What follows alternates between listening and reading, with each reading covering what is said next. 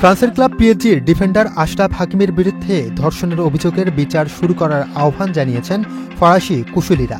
অভিযোগ অনুযায়ী সামাজিক যোগাযোগ মাধ্যমে এক তরুণীর সঙ্গে পরিচয়ের পর 2023 সালের 25 ফেব্রুয়ারি হাকিমি তাকে নিজের প্যারিসের বাসায় ডাকেন। সে সময় তার স্ত্রী ও সন্তানরা সেখানে ছিলেন না।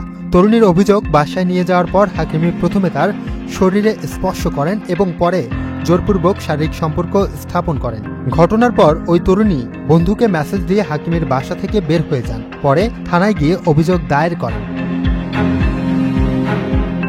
তবে ওই তরুণীর অনিচ্ছা সত্ত্বেও কুশলীরা আনুষ্ঠানিকভাবে ধর্ষণের অভিযোগ গঠন করেন। তবে হাকিমি এ অভিযোগ অস্বীকার করেছেন এবং দাবি করেছেন সম্পর্কটি উভয়ের সম্মতিতেই হয়েছিল। এদিকে হাকিমের আইনজীবী ফানিকুলন বলেন, মামলায় উপকরণ তেমন কোনো ভিত্তি তৈরি করে না। তারা আপিল সহ সব আইনি উপায় খতিয়ে দেখেছেন। Muin Tasdid, channel I.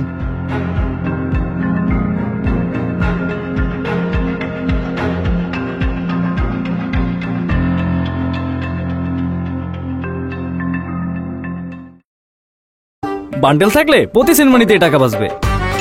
BKash send money bundle কিনে জিতুন প্রতি লেনদেনে।